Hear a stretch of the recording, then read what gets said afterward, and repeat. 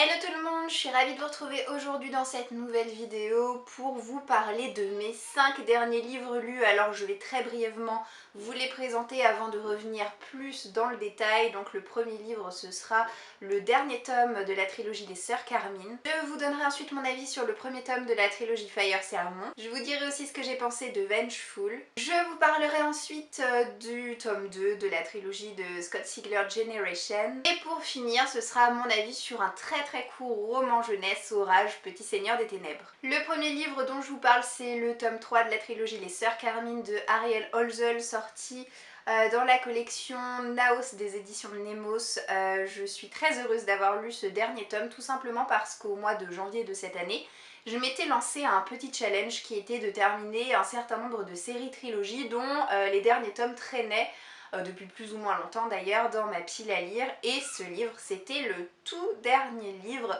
de cette petite pile à lire, donc challenge réussi j'ai envie de vous dire, et ça m'a tellement plu que je compte bien réitérer ça l'année prochaine. Et vu que le thème s'y prêtait à merveille, et ben j'avais aussi glissé ce livre dans ma pile à lire du Pumpkin Autumn Challenge. J'avais beaucoup apprécié le premier tome de la trilogie, j'avais eu un coup de cœur pour le tome 2, du coup j'étais impatiente de pouvoir terminer cette trilogie et j'en attendais vraiment de grandes choses. Donc mon avis, quel est-il? Ça va être très simple en quelques mots. J'ai beaucoup moins apprécié ce dernier tome que les deux autres. Il faut savoir que l'histoire se passe à Grisaille, donc c'est une ville assez glauque, assez morbide, en tout cas en ce qui concerne les deux premiers tomes. Et c'est une ville où chaque rue est un réel coupe-gorge, où la mort vous attend au tournant. Et on va suivre tout simplement dans chacun de ces tomes un personnage principal différent, mais à chaque fois issu de la même fratrie. Et là, Dolorine, c'est la plus petite des trois sœurs que l'on suit. Et elle est tellement jeune en fait qu'elle est encore scolarisée, cette petite, voilà. Donc l'histoire, comme je vous le disais, ne se passe pas à Grisaille, mais va se passer au pensionnat où Dolorine commence une nouvelle année scolaire. Et j'aime tellement le terrain de jeu et le potentiel qu'offre Grisaille que j'ai été un peu frustrée de voir qu'on allait s'exiler dans un coin paumé de la campagne, dans un pensionnat finalement pas très glauque, pas très lugubre, qui ne fait pas si froid dans le dos que ça, pour suivre Dolorine qui est finalement celle des trois sœurs que j'apprécie le moins. Le point de départ de ce dernier tome, c'est que dans tout pensionnat un petit peu glauque qui se respecte, il est censé y avoir des fantômes. Et ça tombe bien puisque Dolorine a certaines accointances avec les esprits, elle a la capacité de les voir. Et seulement dans ce pensionnat, eh bien, il semble qu'aucune âme ne rôde. Donc la petite fille va mener l'enquête en compagnie de son fidèle Monsieur Nix, qui est sa peluche malfaisante. J'ai trouvé que l'histoire tournait en rond, qu'il y avait beaucoup de répétitions, et que les personnages n'étaient pas si sensationnels que ça en ce qui concerne les nouvelles têtes, donc à savoir les professeurs, à savoir les camarades de classe de Dolorine. Il y a eu certaines bonnes idées, franchement je dis pas le contraire, et puis j'ai grandement apprécié retrouver pour la dernière fois Tristabel et Mériver, puisqu'on a quelques passages qui se passent pour le coup à Grisaille, mais j'ai trouvé l'ensemble un petit peu trop léger. Et voilà, c'est finalement un petit peu déçue que j'ai terminé ce tome 3. Je suis triste de terminer sur, j'ai pas envie de dire une fausse note parce qu'il faut pas exagérer non plus, mais en tout cas sur une intrigue moins péchue et qui a clairement moins su me convaincre que les deux précédentes. Donc j'ai mis à ce dernier tome la note de 2,5 sur 5. Je me suis ensuite plongée dans cette énorme brique qui est Vengeful, écrit par V.E. Schwab, qui m'a gentiment été envoyée par les éditions Lumen. Donc c'est la suite de Vicious. Je pense qu'il y aura au moins 3 tomes à cette série qui s'appelle Evil, mais je ne sais pas si c'est une trilogie ou si ce sera une série. Voilà, en tout cas quoi qu'il en soit, j'ai eu l'occasion de lire Vicious l'année dernière, et V. Schwab de manière plus globale, je l'ai découverte à travers, non pas Vicious, mais à travers sa trilogie de fantasy Shades of Magic, que j'avais mais grandement adoré. On a des personnages qui vont être soumis à des expériences de mort imminente et qui vont devenir des EO. EO pour extraordinaire, c'est-à-dire qu'ils vont se retrouver dotés de pouvoirs très divers et variés, mais très spécifiques aussi, qui, on va dire, a un lien avec la manière dont ils ont failli mourir. Donc on va suivre avec des points de vue alternés plusieurs personnages.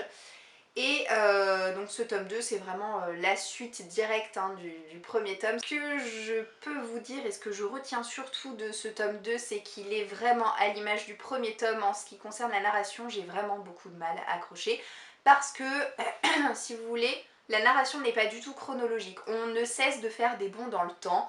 On est par exemple à un début de chapitre qui a comme en tête 4 semaines plus tôt, chapitre suivant 5 mois plus tard. Chapitre encore suivant, 2 jours plus tôt, chapitre d'après, 1 mois plus tard. Vous voyez, on ne fait que des sauts entre futur, passé, futur, passé.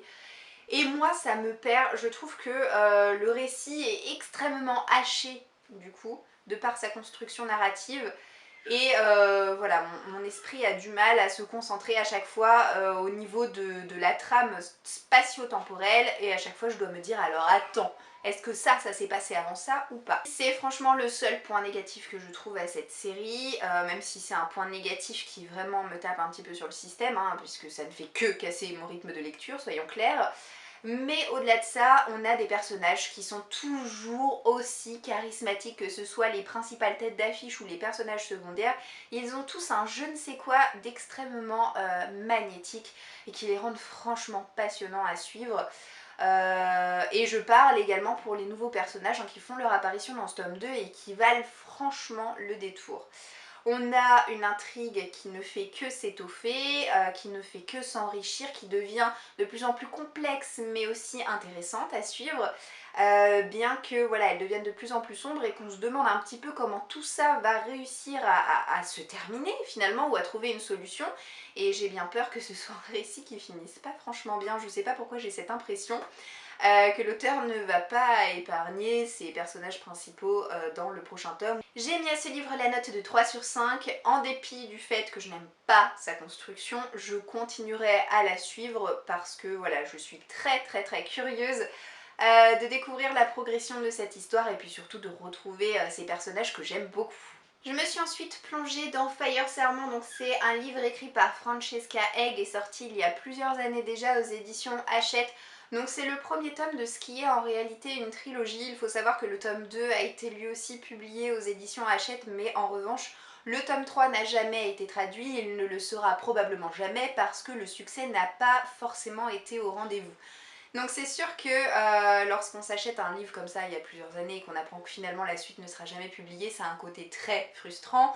J'aurais pu revendre ce livre sans même l'avoir lu, mais j'étais quand même très curieuse parce que ayant beau savoir que le succès n'a pas forcément été là, et bien moi j'aimais beaucoup le résumé de cette histoire et j'étais très curieuse de pouvoir la découvrir. Ce livre, je l'ai glissé dans ma pile à lire et dans ma présélection de ma pile à lire automnale et vous avez massivement voté pour que ce livre fasse partie de cette pile à lire de saison. Je ne me procurerai jamais la suite, que ce soit en français ou en anglais, et j'essaierai de revendre ou de mettre ce livre en boîte à livres, hein, selon. Je ne l'ai pas détesté, soyons clairs, mais en tout cas je ne me suis pas sentie suffisamment curieuse et suffisamment en de bonnes dispositions pour avoir envie de lire la suite. Alors je vous résume quand même l'histoire. Il s'est passé une espèce de catastrophe nucléaire et suite à ça, et bien désormais quand les gens ont des enfants, ils font systématiquement des jumeaux. Parmi les jumeaux, il y a un alpha qui est physiquement parfait et il y a un oméga qui possède une difformité physique. Et ils sont séparés à la naissance ou au bout de quelques années dès lors qu'on voit qu'il y a une différence entre les deux, et les alphas vivent d'un côté et les omégas vivent de l'autre. Pour autant, les alphas qui se prennent pour l'élite de la société ne cherchent pas à tuer ou à faire du mal physiquement à leurs frères ou à leurs sœurs jumeaux, pour la simple et bonne raison qu'ils semblent avoir un lien très profond. S'il y en a un des deux qui meurt, et bien l'autre va mourir quasiment en même temps. Voilà. Le point de départ est très intéressant. Maintenant j'ai très rapidement décroché, c'est-à-dire que l'écriture ne m'a pas plus convaincue que ça. Alors est-ce l'écriture, est-ce la traduction? C'est toujours un peu délicat et difficile à dire. Mais voilà, j'ai pas été forcément emballée par ce que j'ai lu, et pire que tout, je ne me suis pas du tout, mais alors pas du tout attachée au personnage.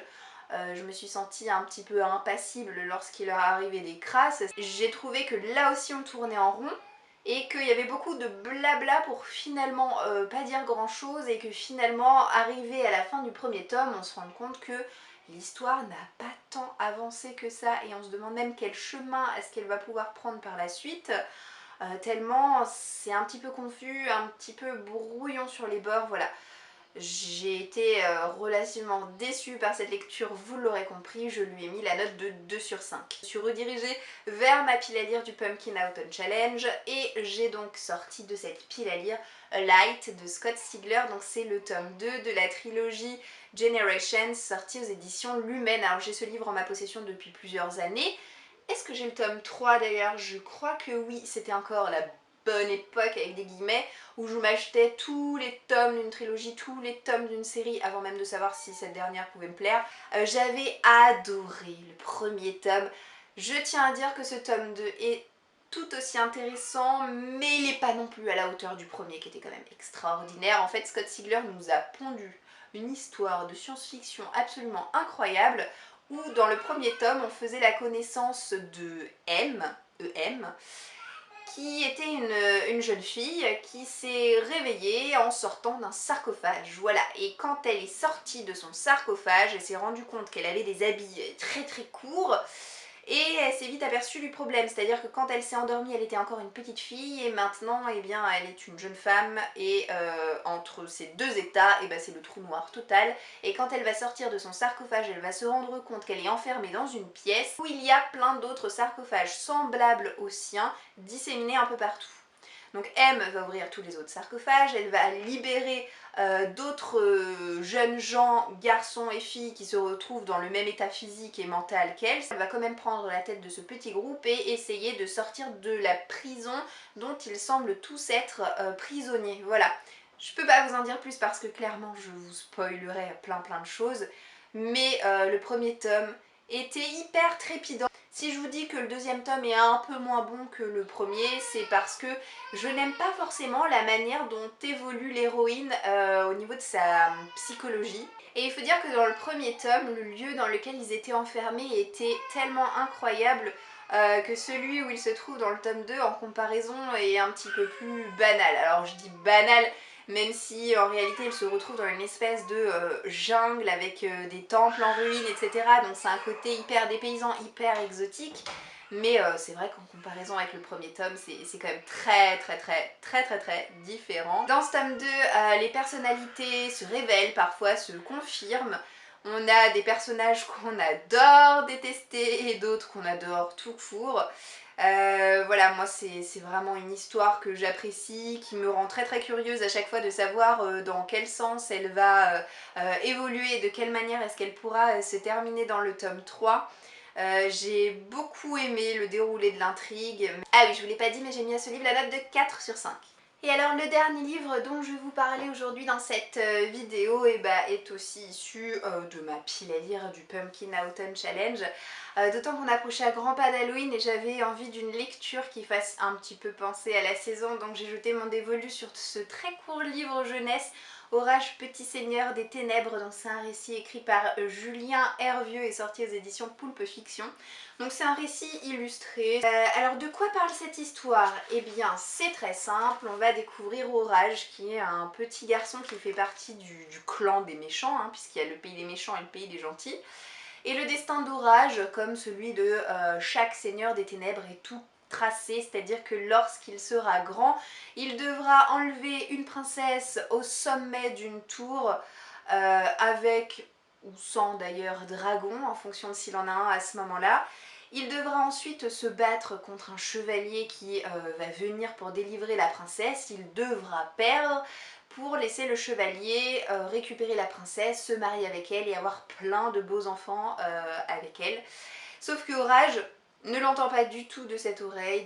Et c'est un récit que j'ai vraiment beaucoup aimé parce qu'il est tendre, il est mignon, il est très drôle, il y a plein de références sur la pop culture, sur plein de petites choses d'actualité. Alors attendez, qu'est-ce que j'ai en tête? Ah oui, il y a par exemple un parchemin, donc on a une lettre, hein, voilà, écrite sur un parchemin, Et à la fin du parchemin, il est écrit, vous savez, comme dans les emails, quand on reçoit un email au bureau, parfois dans les signatures, c'est indiqué merci de ne pas conserver cet email pour une question d'écologie, pour ne pas encombrer les serveurs ou je sais plus quoi, bref.